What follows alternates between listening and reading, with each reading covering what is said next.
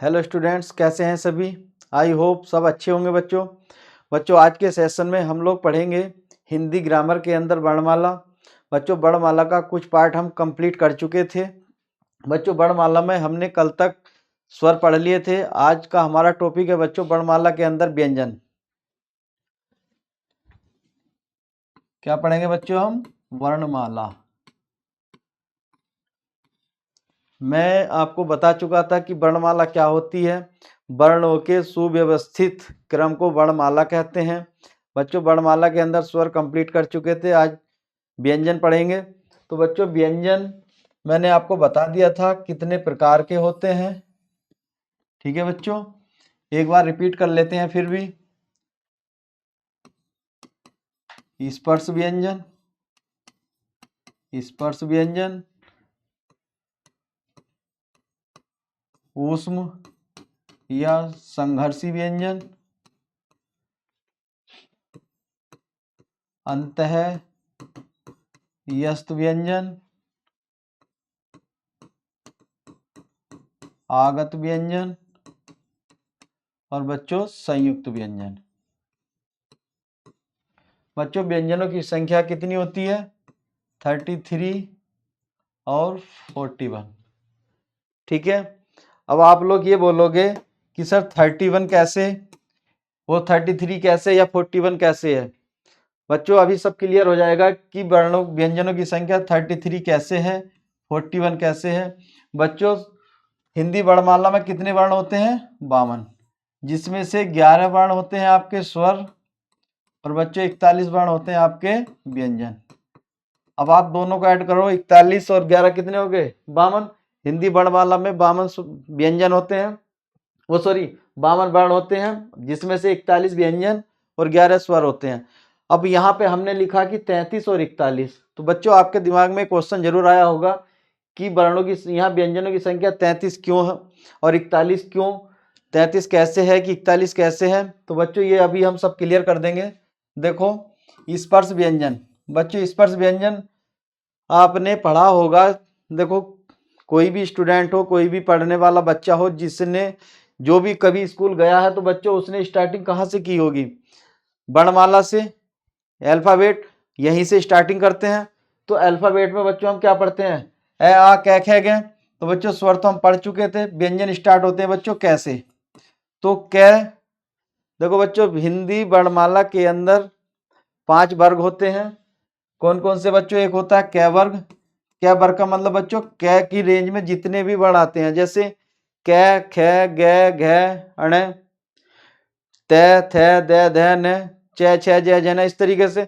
तो बच्चों जितने भी वर्ग आते हैं, एक वर्ग के अंदर कितने वर्ण होते हैं बच्चों? 5 वर्ण होते हैं। उसी तरीके से कै वर्ग हुआ, फिर च वर्ग, उसके बाद बच्चों टे वर्ग, उसके बाद तै वर्ग, उसके बाद पै वर्ग। ठीक है बच्चों, अब एक वर्ग जैसे कै वर्ग की हम बात कर रहे थे, तो कै वर्ग में कै खे गे घे ण, तो बच्चों 5 वर्ण हो गए। इसी तरीके से च में च छ ज झ ण, तो बच्चों यहाँ पे भी 5, यहाँ पे 5, मतलब पांचों वर्गों में 5-5 वर्ण। तो बच्चों कितने वर्ण हो गए? ये टोटल हो जाएंगे बच्चों कितने? 25। तो स्पर्श व्यंजनों की संख्या कितनी है बच्चों? 25। तो हिंदी वर्णमाला में 25 स्पर्श व्यंजन होते हैं। अब हम बात करते हैं ऊष्म या संघर्षी व्यंजन। बच्चों इनकी संख्या होती है 4। ऊष्म और संघर्षी व्यंजन के अंदर आते हैं आपके तीनों से आते हैं। एक को आप बोलते हो सपेरा, सपेरे वाला से बच्चों, एक को बोलते हैं षटकोण वाला, एक को बोलते हैं सलजम। इनको अगर हम क्रम से देखते हैं तो छोटा से या बीच वाला मझला से या उसके बाद बड़ा से। तो छोटा से, बड़ा से। ठीक है बच्चों, अब ये तीनों ही से किस में आते हैं? ऊष्म या संघर्षी व्यंजन। बच्चों ऊष्म या संघर्षी व्यंजन किसे कहते हैं? ऊष्म या संघर्षी व्यंजन उन व्यंजनों को कहा जाता है जिनके उच्चारण में मुंह से निकलने वाली वायु या ऊष्मा एनर्जी ज्यादा वेस्ट होती है। उन बच्चों को उन वर्णों को क्या बोलते हैं? ऊष्म या संघर्षी व्यंजन। ठीक है, इसी तरीके से अंतःयस्त व्यंजनों की संख्या भी 4 होती है बच्चों। अंतःयस्त व्यंजनों में आते हैं आपके य, र, ल और व। तो बच्चों 4 ये और 4 ये, देखो बच्चों 25 तो थे क्या आपके स्पर्श व्यंजन, 4 हो गए आपके ऊष्म व्यंजन और 4 हैं आपके अंत्यस्थ व्यंजन। तो बच्चों कितने हो गए, ऐड कर लो इनको, 4 4 8 और 25 कितने हो गए 33। ये 33 व्यंजन ऐसे हैं बच्चों आपके वर्णमाला के अंदर जिनको हम मूल व्यंजन बोलते हैं। ठीक है, जो हमारी हिंदी वर्णमाला के अंदर 33 व्यंजन है ये मूल व्यंजन है। जो वर्णमाला बनी थी उसी समय इनका निर्माण हुआ था। लेकिन बच्चों अब अगर हम बात करते जैसे आगत व्यंजन, अब आगत का मतलब क्या होता है, आगत का मतलब है आया हुआ, मतलब जो बाहर से आया है। तो बाहर से आया है इसका मतलब वो यहाँ का नहीं है। आगत व्यंजन के अंदर अधिकांश बड़ बच्चे ऐसे आते हैं जो अरबी भाषा के हों, फारसी भाषा के हों। जैसे इसमें बच्चों एक वर्ण आता है इसमें जय, एक आता है फै। तो आप बोलोगे बच्चों ये तो हमारी वर्णमाला में स्पर्श व्यंजन के अंदर भी आते हैं, लेकिन उस जय में और इस वाले फै में डिफरेंस है बच्चों। इस वाले जय के अंदर इस तरीके से एक हलंत मिलेगा, इसी तरीके से यहाँ पर एक फै के नीचे भी मिलेगा। अब इस तरीके के जितने भी शब्द होंगे बच्चों आप जब भी देखोगे वो आपको देखने को कहाँ मिलेंगे, या तो अरबी भाषा में या फारसी भाषा में या उर्दू भाषा में, हिंदी में नहीं मिलेंगे। अब अरबी फारसी भाषा हमारे यहाँ की नहीं है, उर्दू हमारे यहाँ बोली जाती है अब, लेकिन कब से, जब से मुस्लिम भारत में आए बच्चों। हमारे यहाँ मुस्लिम हमारे यहाँ के नहीं है। मुस्लिम 712 में मोहम्मद बिन कासिम के समय भारत आए थे, उसी के बाद भारत में इस मुस्लिम आने के बाद ही भारत में अरबी या फारसी भाषा का चलन हुआ। तो हमारे यहाँ ये जो शब्द हैं वर्ण हैं ये बाहर से आए हैं, तो ये आगत है। इसका मतलब हमारी हिंदी मूल वर्णमाला के अंदर आगत व्यंजन नहीं थे। तो इसका मतलब जब ये हमारे यहाँ के नहीं है, बाहर से आए हैं, तो 2 तो बच्चे हो गए ये। अब इसमें आता है संयुक्त व्यंजन। बच्चों संयुक्त व्यंजन के अंदर 4 व्यंजन आते हैं, एक छह छत्री, एक बच्चों तिरय, एक आता है आपका श्रेय और एक आता है बच्चों ज्ञानी। अब यहाँ हम बात कर रहे हैं संयुक्त व्यंजन। बच्चों संयुक्त का मतलब क्या होता है, संयुक्त का मतलब होता है जोड़ना। भाई 2 चीजों को या 2 वर्णों को मिलाकर जो चीज, अब यहाँ अगर वर्णों की बात हो रही है तो 2 वर्णों को मिलाकर जो नया वर्ण बनेगा वो संयुक्त वर्ण होगा। ठीक है ना, संयुक्त का मतलब है जोड़ना। अब क्षत्रिय का जो निर्माण हुआ है बच्चों ये हुआ है कै और प्लस षटकोण वाला स, इन दोनों से मिला के क्या बनता है क्षत्रिय। इसका मतलब क्या है कि ये अलग से बना है, मूल वर्णमाला में नहीं था। तो इसी तरीके से तिरय, तिरय भी इसी तरीके से बना है बच्चों, तय और रे, और श्रेय भी इसी तरीके से बना है, बड़ा से और रे। ठीक है बच्चों, और ज्ञानी भी इसी तरीके से बना है, जय प्लस अनय। एक सेकंड बच्चों,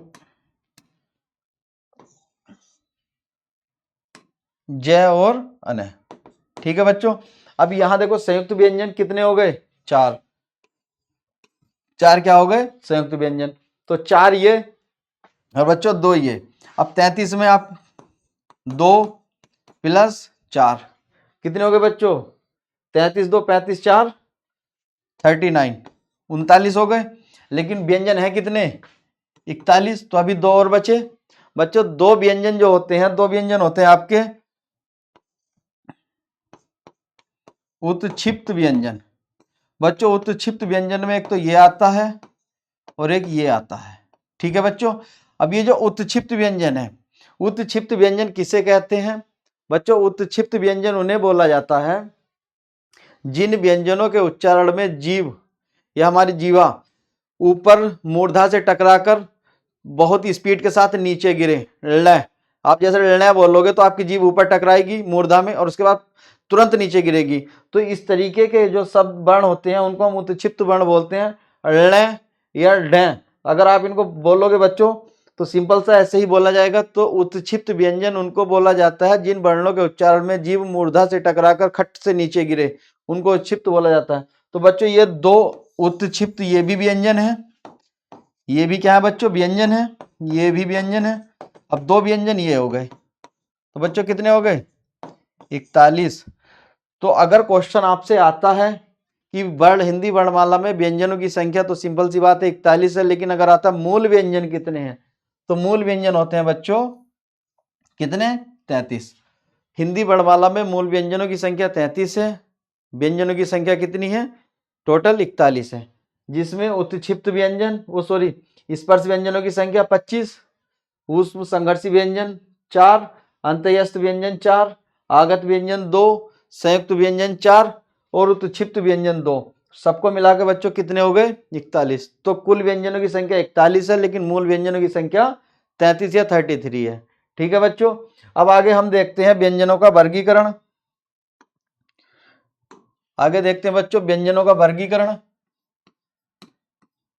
व्यंजनों का वर्गीकरण। ठीक है बच्चों, व्यंजनों का वर्गीकरण। तो बच्चों व्यंजनों का वर्गीकरण सबसे पहले करते हैं बच्चों उच्चारण के आधार पर। उच्चारण के आधार पर। ठीक है बच्चों, उच्चारण के आधार पर व्यंजनों का वर्गीकरण। बच्चों उच्चारण के आधार पर मैंने आपको कल भी बताया था। देखो बच्चों, आपको कुछ नहीं करना है, यहाँ व्यंजनों का क्रम लिख लेना है। सबसे पहले कौन सा वर्ग आता है बच्चों? क वर्ग, उसके बाद च वर्ग, उसके बाद बच्चों ट वर्ग, फिर त वर्ग, और उसके बाद प वर्ग। तो बच्चों कितने वर्ग हो गए? 5 वर्ग। अब इन 5 वर्गों का अगर आपको क्रम याद है तो सिंपल सी बात है बच्चों, इनको आपको याद करने में कोई दिक्कत नहीं होगी। देखो क वर्ग, च वर्ग, ट वर्ग, त वर्ग और प वर्ग, इसी तरीके से है वर्णमाला के अंदर। क ख ग घ ण, च छ ज झ ण, ट ठ ड ढ ण, त थ द ध न, प फ ब भ म। ये क्रम है वर्णमाला के अंदर। इसी तरीके से आपको याद रखना है कि पहले कौन सा वर्ग आता है, उसके बाद कौन सा आता है, फिर उसके बाद कौन सा आता है, फिर कौन सा आता है, लास्ट में कौन सा आता है। सबसे पहले क वर्ग आता है, सेकंड नंबर पे च वर्ग, थर्ड पे ट वर्ग, और फोर्थ पे त वर्ग, और फिफ्थ पे प वर्ग। तो बच्चों अब मैंने आपको बताया था कि किसी भी वर्ण के उच्चारण में सबसे पहले अहम योगदान किसका होता है बच्चों? कंठ का। अब यहाँ देखो, कोई भी मैंने आपको बताया जब ध्वनि की उत्पत्ति होती है तो कंठ से होती है। जब हम कंठ से होती है, लेकिन उसको जब एक मूल रूप दिया जाता है तो वो किसके द्वारा दिया जाता है? जीभ के द्वारा। अब जीभ कहाँ टकरा रही है, किससे टकरा रही है, उसी के आधार पर इन वर्णों का वर्गीकरण किया जाता है उच्चारण में। अब यहाँ बच्चों देखो, हमें क्या करना है, सबसे पहले हमें देखना है कंठ। मैंने क्या कहा? ध्वनि की उत्पत्ति कंठ से होती है। अब आप कंठ से आगे चलोगे तो कंठ के बाद आपको आना है बच्चों तालवा, तालु। ठीक है बच्चों, और तालु के बाद आपको आना है कहाँ? मूर्धा। तालु के बाद कहाँ आना है? मूर्धा। मूर्धा के बाद कहाँ आना है बच्चों आपको? दंत्य। ठीक है, और दंत्य के बाद ओष्ठ। ओष्ठ। ठीक है, अब देखो यहाँ कंठ, तालु, मूर्धा, दंत्य, ओष्ठ, यहाँ क्या है?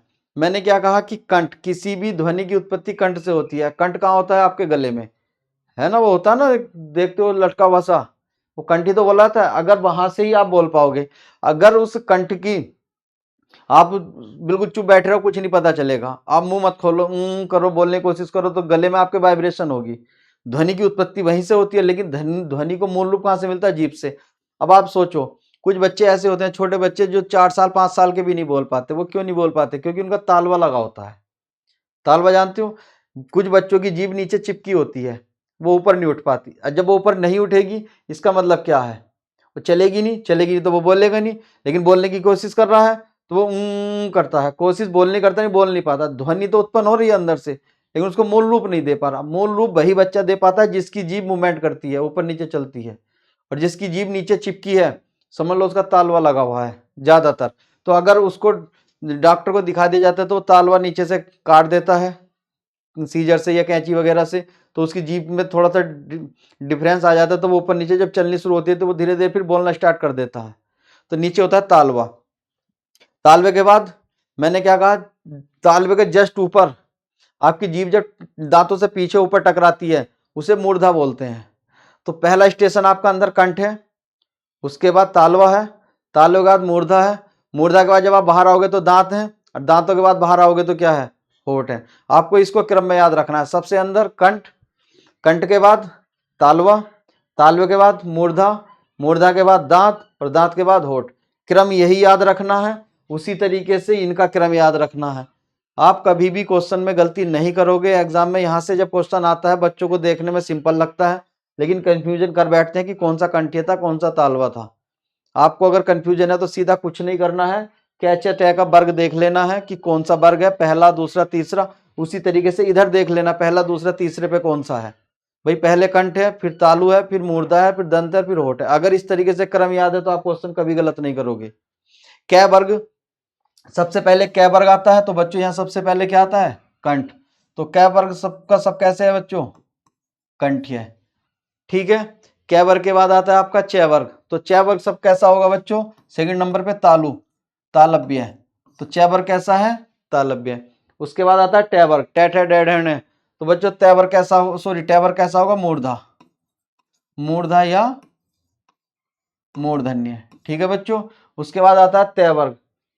तै वर्ग फोर्थ पे, फोर्थ स्टेशन पे क्या पड़ेगा आपके यहाँ? दांत। तो दांत का मतलब तै वर्ग क्या है? दंत्य है।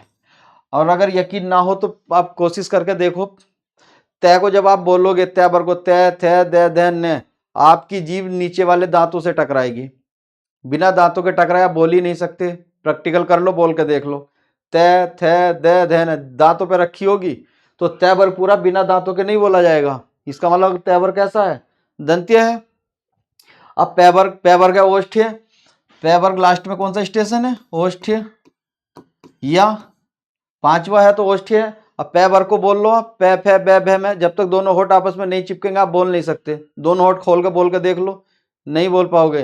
तो सिंपल सी बात है, आपको अगर इस तरीके से क्रम याद है और इस तरीके से क्रम याद है तो कभी भी एग्जाम में क्वेश्चन गलत नहीं करके आओगे।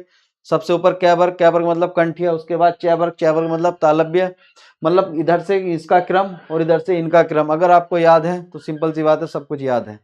ठीक है, मैंने आपको बताए थे, एक से ये बताया था, एक से ये बताया था और एक से ये बताया था। ठीक है बच्चों, ये वाला से षटकोण वाला से क्या होता है बच्चों? ये मूर्धा होता है। षटकोण वाला से क्या होता है? मूर्धा या मूर्धन्य। अब देखो मैंने आपको वहां बताया था अभी स्टार्टिंग में कि ये मझला या बिचला वाला है, ये छोटा है और ये बड़ा है। एक चीज बताओ, अगर इनको भी क्रम में अगर हम बिठाएं, ये कौन सा है? बड़ा, ये कौन सा है? बीच का, और ये कौन सा है? छोटा। तो बच्चों अगर इनको क्रम में बैठाएं तो सबसे पहले बड़े को बैठाओगे कि छोटे को बैठाओगे? भाई सबसे पहले तो बड़ा बैठेगा। तो जब मझला वाला यहाँ बैठा है तो बड़ा वाला कहाँ बैठेगा? बड़ा वाला तो सीधा सीधा यहाँ बैठेगा। तो जब बड़ा यहाँ है, मझला यहाँ, तो छोटा कहाँ होगा? छोटा सिंपल सी बात है यहाँ होगा। अब आपके तीनों से भी क्लियर हो गए कि कौन सा से कहाँ आता है। अगर आपको षटकोण वाला से याद है कि षटकोण वाला से कहाँ पर है? मूर्धन्य, मूर्धा में है। तो षटकोण वाला से कौन सा है? बिचला। तो बड़ा भाई तो उससे ऊपर ही बैठेगा कि नीचे बैठेगा? उससे ऊपर बैठेगा, तो इसका मतलब बड़ा भाई से ऊपर आएगा। तो से बड़ा वाला से ये सलजम वाला से कहाँ आएगा? तालवे में। तो छोटा भाई उससे ऊपर तो जाएगा ही नहीं, छोटा भाई उससे नीचे बैठेगा। भाई सबसे बड़ा, फिर बीच का, तो उससे छोटा, फिर उससे नीचे, तो से कहाँ आ जाएगा? छोटा वाला से आ जाएगा आपका दंत्य में। तो तीनों से क्लियर हो गए कौन सा किस में आता है। क्योंकि बच्चों ये जो से हैं ये किसी उसमें नहीं आते हैं। ठीक है ना, जैसे स्पर्श व्यंजन के अंदर वर्ग है, पांचों वर्ग से अलग होते हैं ये से। एक इन्हीं के साथ एक और भाई होता है। ठीक है, आता है बच्चों कंठीय में। है कहाँ आता है? कंठीय में। क्लियर है? अब है आता है कंठीय में। अब इसी के साथ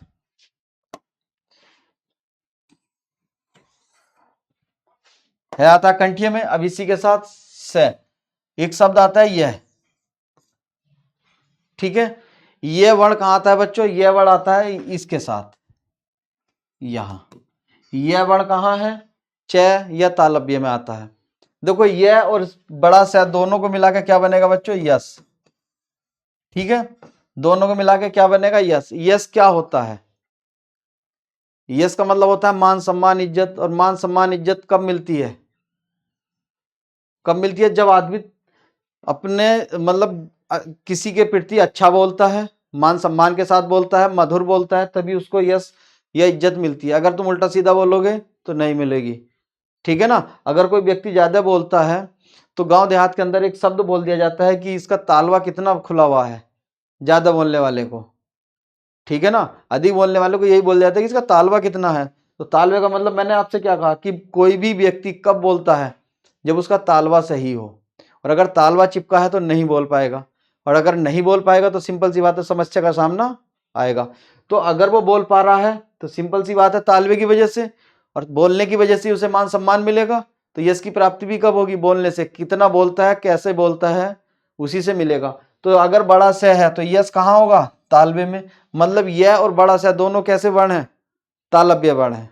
क्लियर है? पक्का क्लियर है। अब आगे बच्चों बात करते हैं हम, नेक्स्ट बात करते हैं हम श्वास के आधार पर, श्वास आधार पर व्यंजनों का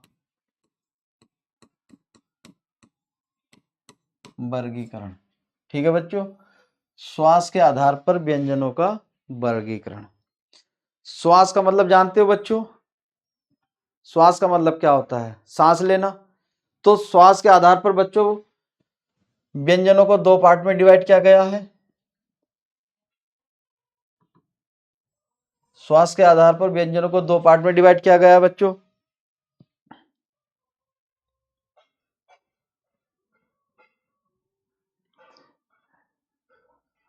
अल्प प्राण और महाप्राण।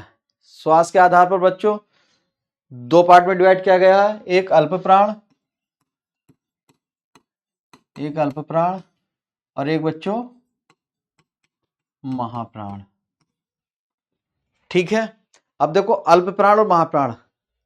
अल्प प्राण का मतलब क्या होता है? सिंपल सा सबसे पहले समझो अल्प प्राण क्या होता है। अल्प प्राण, ठीक है, अल्प प्राण का मतलब प्राण कम। जैसे मान लो किसी को कहीं भीड़ भरी जगह ले जाओ, उसको सांस आने में दिक्कत होने लगती है, तो उसके सांस दुविधा में फंस जाते हैं कि कहीं मर ना जाए, तो सांस का कम आना जाना अल्प प्राण कहलाता है। तो इसी तरीके से अल्प प्राण उन वर्णों को बोला जाता है जिन वर्णों के उच्चारण में हमारे फेफड़ों से आने वाली वायु या अंदर से आने वाली वायु की मात्रा कम हो, उसे अल्प प्राण बोलते हैं। और जिन वर्णों के उच्चारण में फेफड़ों से आने वाली वायु अधिक निकलती हो, तो सिंपल सी बात है, जिन वर्णों के उच्चारण में वायु की मात्रा कम आती हो वो अल्प प्राण है, और जिन वर्णों के उच्चारण में वायु की मात्रा अधिक आती हो वो महाप्राण है। ठीक है, तो अल्प प्राण के अंदर होता है बच्चों प्रत्येक वर्ग का पहला, तीसरा और पांचवा वर्ण। इसके अंदर क्या आता है? प्रत्येक वर्ग का पहला, तीसरा और पांचवा वर्ण। ठीक है बच्चों, जैसे मैंने अभी आपको बताया था, देखो कै वर्ग, कै, खे, गे, घे, अने। ठीक है बच्चों, अब ये पहला है, ये दूसरा, ये तीसरा, ये चौथा, ये पांचवा। ठीक है, तो किसी भी वर्ग का, अब कै की बात करें, चै की, टै की, तै की, इसी तरीके से इस वर्ग का पहला, तीसरा और पांचवा ये किस में आते हैं बच्चों? अल्प प्राण में। ठीक है ना, तो प्रत्येक वर्ग का पहला, तीसरा और पांचवा वर्ण किस में आते हैं? अल्प प्राण में। अब बचा आपका महाप्राण। महाप्राण के अंदर बच्चों आते हैं दूसरा और चौथा वर्ण, यही बचेंगे भाई, दूसरा चौथा वर्ण। ठीक है भाई, ये वाले बचे, कौन से बचे? ये वाले और ये। तो प्रत्येक वर्ग का दूसरा और चौथा वर्ण किस में आता है? महाप्राण में। और प्रत्येक वर्ग का पहला, तीसरा और पांचवा वर्ण किस में आता है? अल्प प्राण में। क्लियर है बच्चों? अब उसी तरीके से देखो महाप्राण के अंदर बच्चों आते हैं तीनों सह और है। ठीक है बच्चों, ये किस में आएंगे? महाप्राण में। और आपके जो ये रे ले वे थे, ये रे ले और वे, ये आते हैं बच्चों किस में? अल्प प्राण में। ठीक है ना, ये रे ले वे किस में है? अल्प प्राण में। और तीनों से और है किस में है? महाप्राण में। तो श्वास के आधार पर व्यंजनों का वर्गीकरण, श्वास के आधार पर व्यंजनों को दो पार्ट में डिवाइड किया गया है, अल्प प्राण और महाप्राण। अल्प प्राण के अंदर प्रत्येक वर्ग का पहला, तीसरा, पांचवा वर्ण आता है, और महाप्राण के अंदर प्रत्येक वर्ग का दूसरा और चौथा वर्ण आता है। क्लियर है बच्चों? अब इसी तरीके से जैसे ये क्या, अब यहाँ क्या क्या आएगा? जैसे कै, गे और अने। ठीक, उसी तरीके से च, छ, ज, झ और अने। ठीक, उसी तरीके से टे, ठे, डे और अने। ठीक है, तो इस तरीके से। उसके बाद ते, थे, दे, धे, ने। ठीक, पे, फे, बे, वह मैं। ठीक, तो इसी तरीके से प्रत्येक वर्ग का पहला, तीसरा और पांचवा वर्ण आपका अल्पप्राण में आएगा, और प्रत्येक वर्ग का दूसरा और चौथा वर्ण, जैसे इधर बच्चा कै के बाद क्या बच्चा बच्चों, ख, ग और घ। उसी तरीके से च के बाद छ, ज और झ, सॉरी छह से नहीं, छह से बनता है। ठीक है बच्चों, उसी तरीके से ट, ठ, ड, ढ। ठीक है ना। तो इस तरीके से तो प्रत्येक वर्ग का पहला, तीसरा, पांचवा वर्ण अल्पप्राण में, प्रत्येक वर्ग का दूसरा और चौथा वर्ण महाप्राण में। क्लियर है। अब आगे देखते हैं।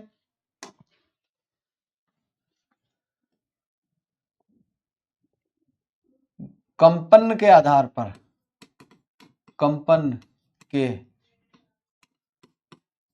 आधार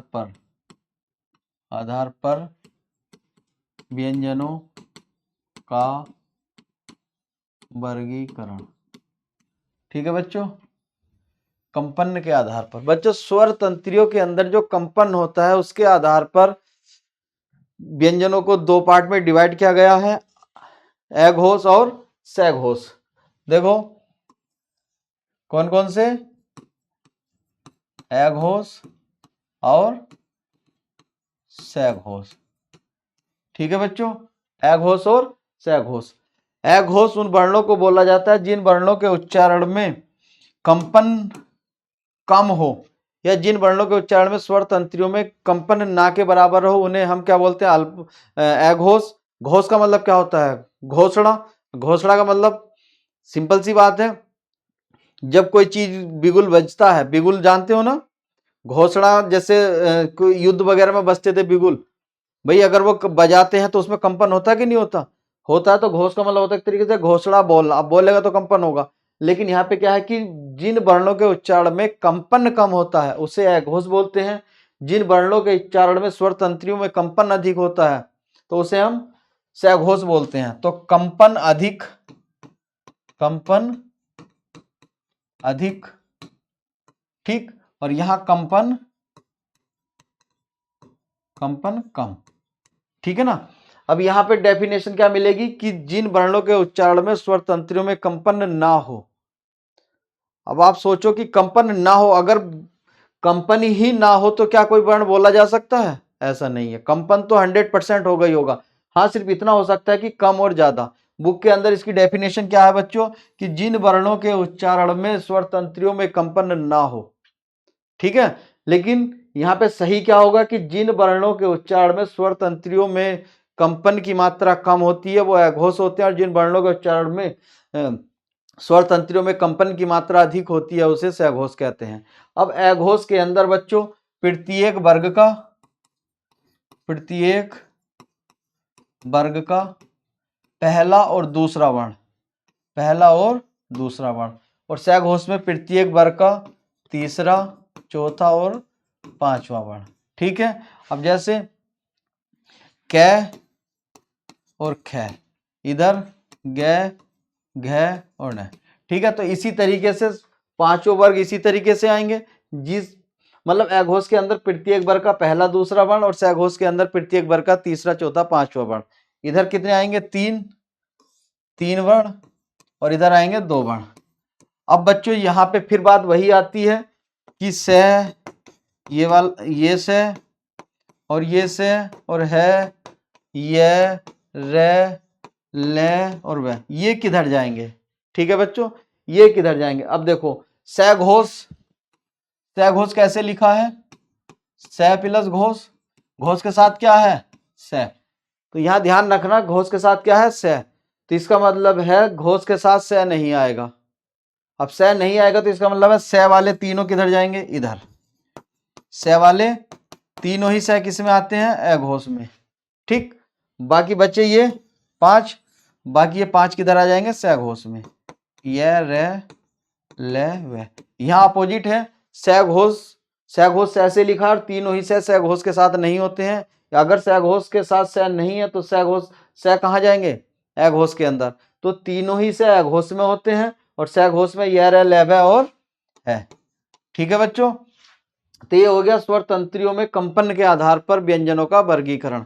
ठीक है, अब आगे नेक्स्ट बच्चों एक आपके यहाँ वर्ण आता है रे और ले, ठीक है, रे और ले। यहां पर ये दोनों वर्ण हैं। एक शब्द होता है लुंठित और एक होता है पार्श्विक, एक होता है पार्श्विक, दोनों में। बच्चों लुंठित वर्ण उसको बोला जाता है जिस वर्ण के उच्चारण में मुंह से आने वाली वायु जीभ पे लुढ़कती हुई बाहर आए, और पार्श्विक उसे बोला जाता है जिस वर्ण के उच्चारण में मुंह से आने वाली वायु जीभा को टकराती हुई इससे पास कर जाए, ठीक है। अब यहाँ डेफिनेशन क्या देखना है, यहाँ सीधा सीधा को एग्जामिनर क्वेश्चन पूछता है कि पार्श्विक वर्ण कौन सा है या लुंठित वर्ण कौन सा है। अब एक चीज ध्यान रखना, जैसे हमने कहा कि स घोष के साथ स नहीं आते, तो उसी तरीके से यहाँ भी ध्यान देना है। लुंठित, बच्चों लुंठित कैसे लिखा है, लुंठित लिखा हुआ है ले से, भाई लुंठित लिखा हुआ ले से, तो लुंठित में ले नहीं आएगा, लुंठित में ले नहीं आएगा तो सिंपल सी बात है, रे शब्द कैसा है, सॉरी वर्ण, रे वर्ण है लुंठित। अब पार्श्विक, तो सिंपल सी बात है, अगर रे लुंठित है तो पार्श्विक ले है। भाई रे और ले में क्या है, लुंठित अगर रे है तो ले पार्श्विक होगा, तो ये क्लियर है। तो रे को लुंठित बोला जाता है और ले को पार्श्विक बोला जाता है। ये एग्जाम में बहुत ज्यादा आने वाला क्वेश्चन है, वेरी वेरी इंपॉर्टेंट है ये बहुत बार आया है क्वेश्चन, ये कई बार एग्जाम में क्वेश्चन आया हुआ है कि लुंठित वर्ण कौन सा है या पार्श्विक वर्ण कौन सा है। तो लुंठित बोला जाता है रे को और पार्श्विक बोला जाता है ले को। लुंठित ले से लिखा जाता है, इसका मतलब ले लुंठित नहीं है, अगर ले लुंठित नहीं है तो रे लुंठित होगा, ठीक है, और जब रे लुंठित है तो ले पार्श्विक है, ठीक है। अब इसी तरीके से एक शब्द आता है अर्धस्वर, अर्धस्वर, ठीक है बच्चों। अर्धस्वर में कौन कौन से वर्ण आते हैं, अर्धस्वर में एक आता है आपके यहाँ यह और एक आता है वह। अर्धस्वर जानते हो बच्चों, जिन वर्णों के उच्चारण में व्यंजनों से कम समय लगता है उन वर्णों को अर्धस्वर बोलते हैं। और यहाँ पे अर्धस्वर में यह और वह आते हैं। यह और वह कैसे वर्ण है, अर्धस्वर, ठीक है बच्चों।